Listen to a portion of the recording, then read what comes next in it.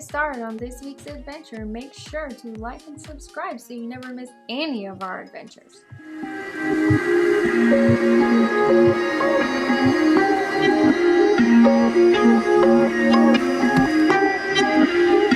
Hey everybody, this is Robin from 7 Mile Hill Sanctuary, and I'm sitting here with my sister Elizabeth. You've seen her in one other video where she was helping me with my well house, and we are also with my niece Breezy, who happens to be the daughter of Elizabeth. Yeah, there she goes. She's gonna kind of do a little helping us out here, and what we're gonna do today is learning how to make our own bacon. So Elizabeth, why did you decide to make your own bacon? Well, we enjoy bacon. It's getting quite expensive. Yes, it is. Not only that, the chemicals in the processed bacon is not what we really want to put into our bodies. So we started 3-4 years ago getting the meat from the farm until we can harvest our own by growing our own. And we know the cattle and the beef, the pork, what they've all are grass fed. So how did you know which farmers to pick? I actually ended up calling probably about 6 or 7 different farms, and I asked a lot of questions. You know, how big is your farm? Who tends the farm? What do you feed your farm? Do they get hormones,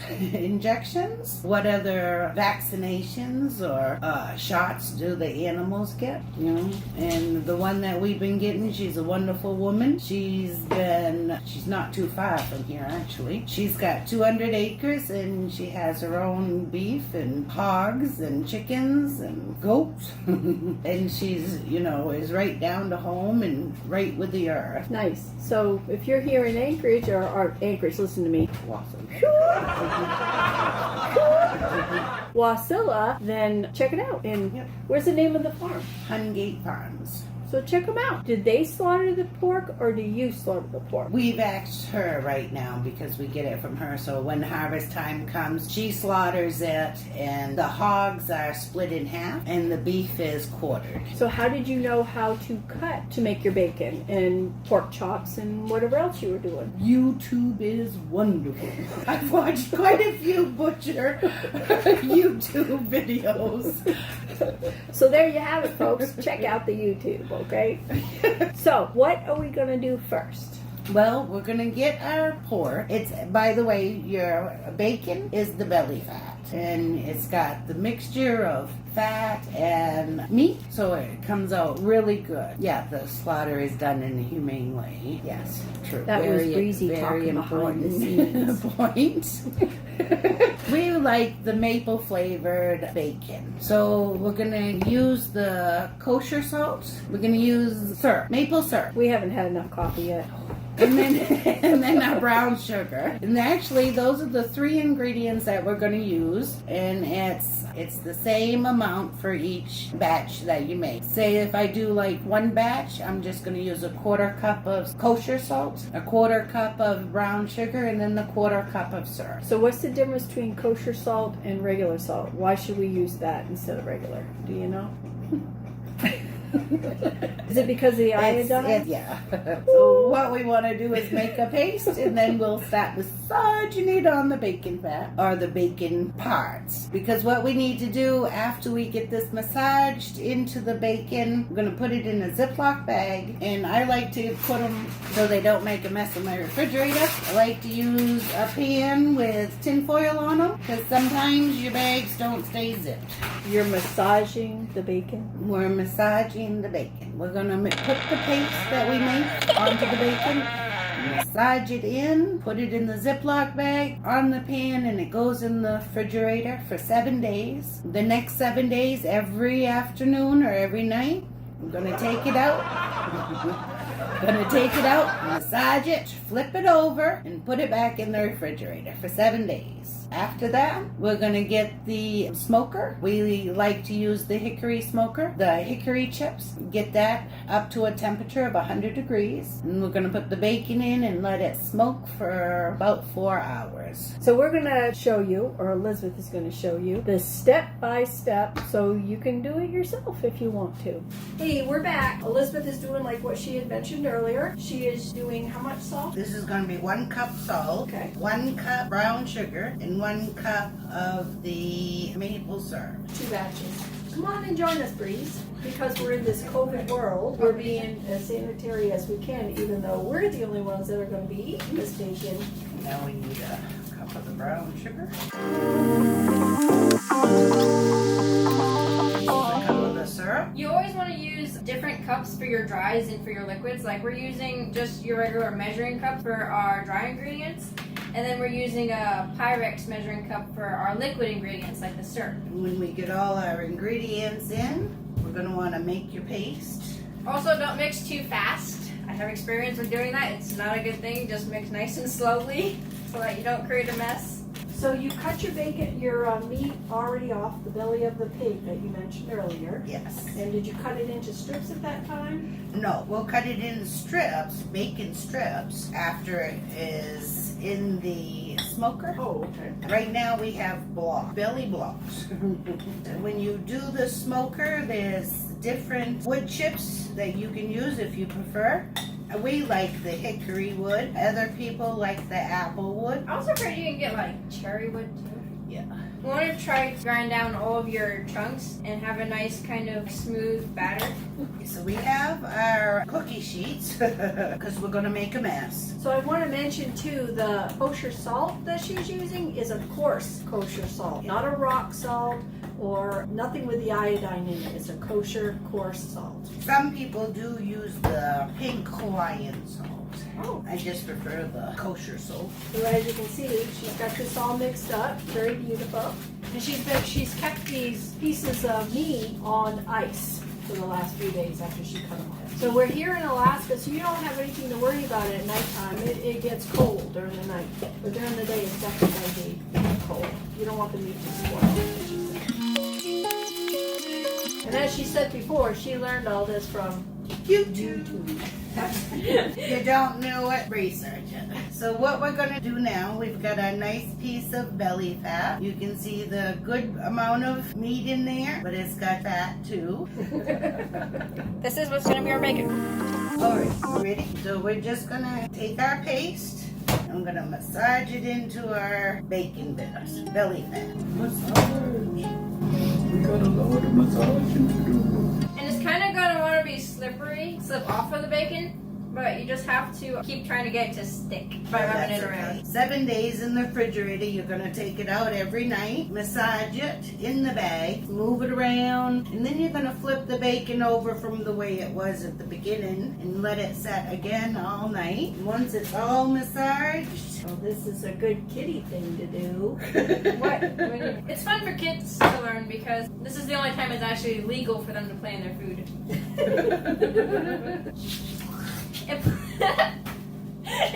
So if you've never massaged your bacon, this is how you do it. this is a good time. Just going to clean the bags up just a little so that they will zip. You need a bag? Yeah, I do. That's another thing. Always have extra clean Ziplocs on hand.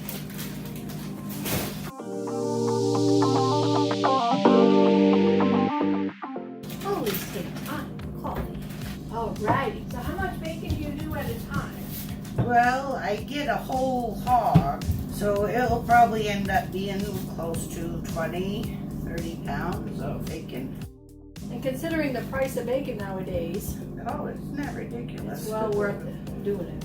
Well, not only that, we know what the hog is thrived on. The farm that we get our hog and beef from, they haven't had any added hormones, which makes the meat safer. Because when you do your deep research on these big corporations that add hormones to their meat, the meat actually is harmful to the human body. It's been proven that by adding all these extra hormones into the meat, it causes certain cancers in the human body, or increases the risk of certain cancers in the human body. Well, yes, because one of the things that Breeze is doing her second year of animal science because she wants to be a veterinarian. And one of the things she has learned, again, more detail this year, was the injection sites. and what the hormones does to the meat in the bruised area. If you inject too much hormones into the animals, it actually will cause lesions, which are kind of big hole-like areas in the meat that ends up damaging that area of the meat, and you don't get to eat that part because it's been poisoned, basically.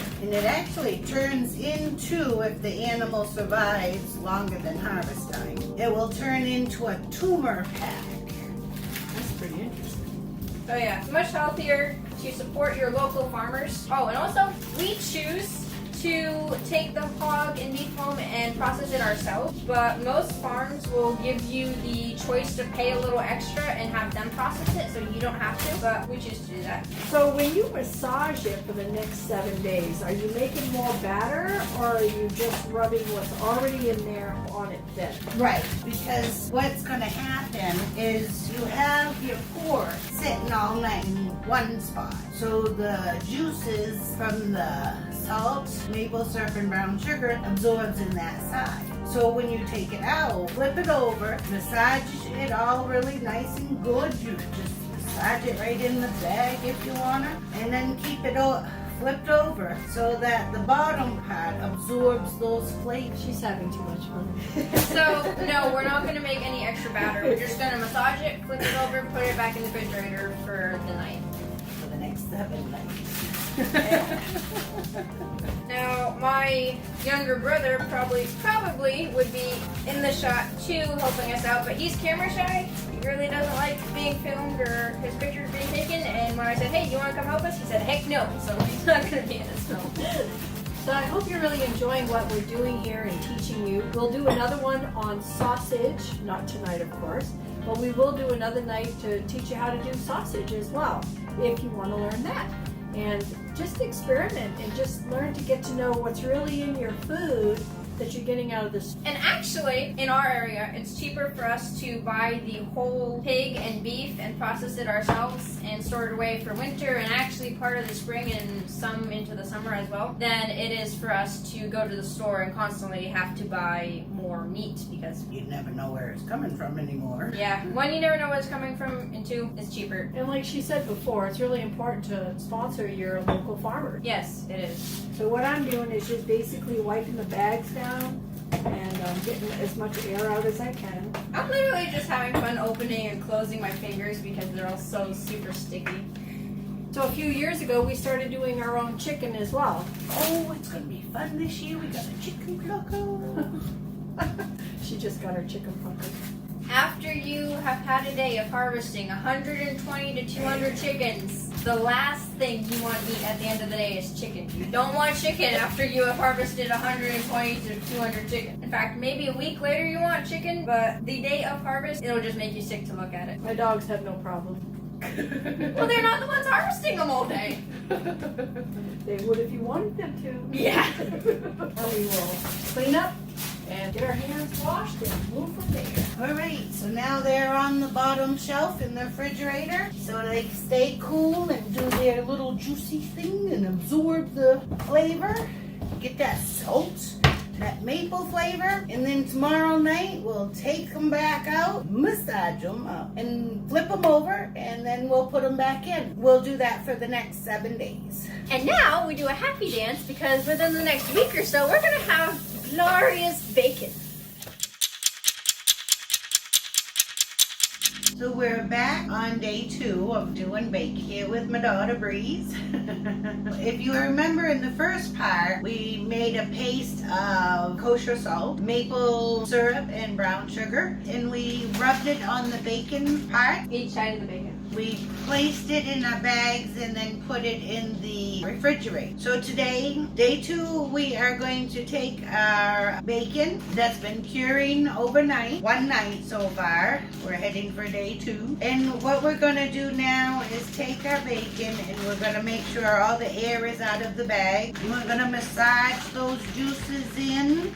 All you want to do is make sure those juices are gotten all through the meat. When we put it back on this time, we're going to flip it over. For this piece, the meatier side was down for the first night. So for the second night, I'm going to have the more of the fatty side down. And that is what we're going to do with each piece. I'm going to take it, And this one looks really good on having the juices. I'm gonna massage it in, and then we're gonna just lay that right back down on the pan.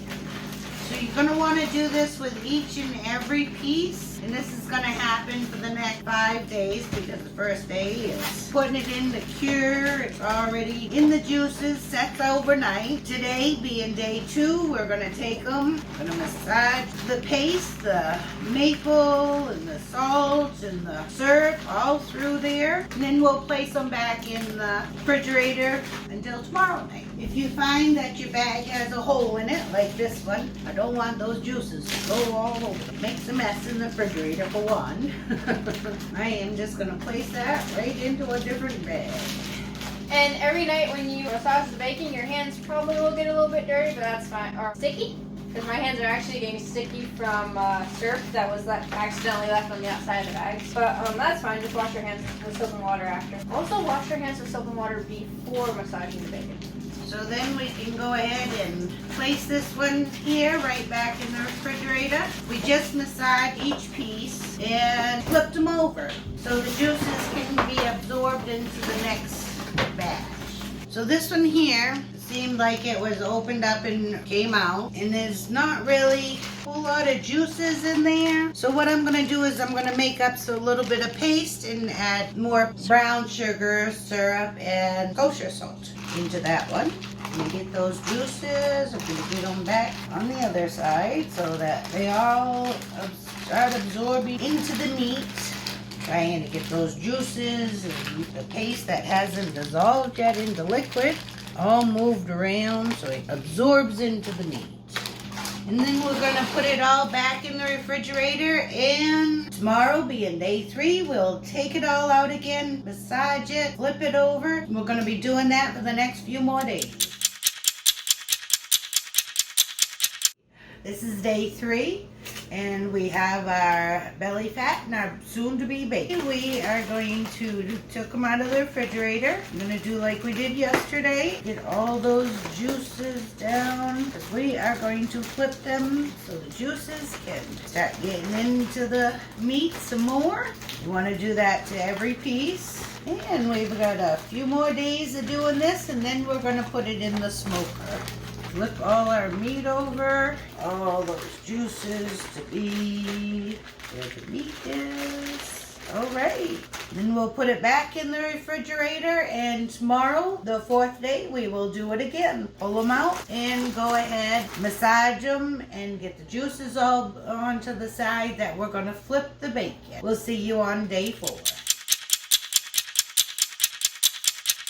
Welcome back to day 4 of curing the bacon. We're making bacon this year again. When we're curing it, we are then in the refrigerator, so we need to take it out and get the juices moving. But what you can see is our meat is starting to get darker, which means it's absorbing the flavors of the maple syrup, brown sugar, and the salt. And that's what we want. We're tipping them over each night for the next few more days, and then we'll be putting it in the smoker. But the meat is turning brown. The meat is getting darker, and you can see it's absorbing the flavors, the brown sugar, and that's what we want to do. We want to get those flavors absorbed into the meat. Everybody loves bacon. We've got a few more days that we need to take it out of the refrigerator. Make sure the juices stay around your meat so to get absorbed in there. We're flipping over each piece, and then I'm going to put it back in the refrigerator for a few more days, and tomorrow, day 5, we'll massage it, flip the bacon back over. We're going to do this for the next 2 more days. See you again tomorrow. Hello, we're at day 5 on our curing of bacon. We got 2 more days to go, and then we can rinse it off and put it in the smoker. So as we've been doing the last few days, we're gonna take our meat out and we're gonna massage it, get them juices all in the right spot. And of course you got some bags that like to leak out on you. So I'm just gonna make sure those juices are in there. And we're gonna flip it over. We're gonna be doing that with every piece of belly fat that we're curing for bacon. Got a little bit of air in there. Go ahead and see if you can get that out. It's time consuming, but it is worth it in the end. And there we go. This is day 5. 2 more days to go and we can start smoking it. Welcome back to day 6 of bacon. We've been curing the bacon the last few days. We've been taking the bacon and flipping it over so the juices can absorb on the bottom part, making sure all those juices go down on the bottom. Tomorrow we will be smoking the bacon. That juices going in there so they all absorb those flavors.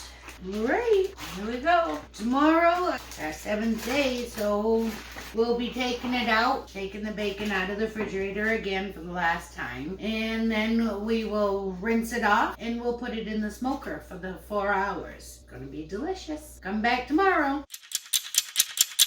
Hello, we are back on day 7 and today we're going to start smoking our bacon. So the first thing that we're going to want to do is our bacon has been curing in the refrigerator for the last 6-7 days. So we're going to take it out of the bag and I've got some cold water and I'm just going to rinse them a little and then I'm going to put them on the smoking tray. Now the smoker has been going, we've got it up to temp. You want the smoker about 100 degrees and we're going to be smoking it for about 3 to 4 hours. Your meat is going to temp out at 140 to 160.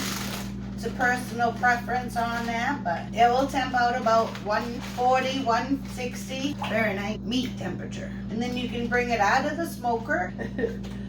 The meat thermometer. In about 3 to 4 hours in the smoker, we're gonna stick this in our bacon and we want it to temp at 140, 160 in order to bring it inside, and then we're gonna chill it and we're gonna let everything just get solid again, really good, and then you can slice it up. So now that we've got our bacon on our rack, dry my wet hands, I am using hickory pucks in the smoker. Follow me on out and we'll get it in the smoker. We have our smoker, and I've had the door open a couple times, so right now it's down to about, let's see, 125. So I turned the smoker up a little bit. We got some in here washed up and ready to go already. I'm gonna set that right in there, close it tight. Now our temperature, I would like to have it up to about 100 degrees. So where it's kind of chilly today and that wind is really cold and blowing, I'm going to turn it up and we'll come back and check. I have the hickory pucks that will slide in every 30 minutes. A new puck will slide in and the smoker will continue. All right, we'll see you in about 3 to 4 hours. Now we've got our meat thermometer and our gloves and we're going to go check the bacon in the smoker. Breeze is filming, that's why you don't see me. Our porch is not very big. Oh, cover your eyes. Alright, we're gonna check. So we wanted about 140, 160. Oh yeah, we're good. Alright, let me turn the smoker off. Cody Bear's right by the door. Yeah, Cody Bear. He's over here. Cody Bear smells the bacon. Let's bring these in and then we'll put them in the refrigerator and let them chill. Oh, looking nice. Alright, so now that nice bark on there. Look at that. Nice bark. Ooh, that looks delicious. Looks good. Now, something, because they're going to be a little. Alright, so now let's get them all put on a pan so we can put them in the refrigerator and get them cooled. Oh, that one's got some good bark on it. Goodness bark. A lot of people like that bark. Let's go see about getting another pan. Whoa! Look out. If you have a question, you can go ahead and test each one of them. Where are we? We want about 140, 160, and we've got it right there. Alrighty. Alright, another trick. Oh, those look Nice. So let's test this big thick one again. It's just that one's thicker than everybody else, so let's just. And it's going. It's there. All right. Okay, we're gonna put these in the refrigerator and let them cool, chill, get nice and hard, and then we'll slice them up and have a taste. Slicing up our bacon for our breakfast. Gonna get a little loud for a moment. Stay tuned for the owner's manual. Oy. First couple of slices will be a little off. We're getting to a leveled out spot. So when do you wash the bacon, or do you? A lot of people do not like the ending smoke flavor that's on the top. So when it is light like this and does not have the extra bark, and here I'll show you a piece. So this year I have only one piece that had the extra dark bark. Well, this smoke a lot of people do not like. So this piece got, and this one here, both were washed. But the rest of them that look really nice, I did not wash. And what do you mean by wash? What is washing? Rinsing it in cold water after it comes out of the smoker. Okay, cool. In breakfast. Right now I'm making pancakes so that when we test the bacon, we can have pancakes and bacon. This right here is the pancake batter. In here we have 2 1/4 cups flour, 2 tablespoons of sugar, 1 tablespoon and 1 teaspoon of baking powder, a teaspoon of salt, kosher salt, right? Regular salt. Yeah, regular salt, and 1/2 a cup cooking oil, 1 3/4 cups of milk, and 2 eggs. Oh, we use cashew milk in here because certain family members are lactose tolerant, so we use cashew milk. You can use regular milk, so we use cashew milk in here, but you can use any milk that you want. Now we're gonna fry up our delicious bacon. Cut them thin so it's not gonna take a whole long time. Breezy's doing up the pancakes. Doesn't that look good? Finally, homemade bacon. Smells good too. Too bad you can't smell what we smell. Yeah. It is cooking up pretty good too with it as thin as you cut it. The thickness is your decision. How thick you would like to cut it. Finished product, ready for eating. And the side dish. No. This is the main meal. That's the bacon is the side dish. All right, so here we are, the final product. All the great work that Elizabeth and Breezy put into the bacon. You ready? Yep. All right. Kitchen. Bacon. Thank you, Lord, for the meal that's provided for us. Thank you for the abundance and the knowledge and the beautiful souls around this table. And thank you for whatever you're doing to keep us healthy, enrich our lives, and touch everybody out there. I say these things in the name of Jesus Christ. Amen. Thank you for keeping us safe in these crazy, chaotic times. It's good. Definitely better. So she made put a little bit less salt in it. I thought it was good last year too. But this is really good. So thank you for joining us. I hope y'all learned something. Hope you enjoyed watching. You'll see another video with the sausage that Elizabeth and Breezy put into. So touch that little button down there to the left-hand corner that says subscribe. And keep up with what we got going on with 7 Mile Hill. And have a blessed day. Don't forget to hit the like button. Make sure to like and subscribe so you never miss any of our adventures.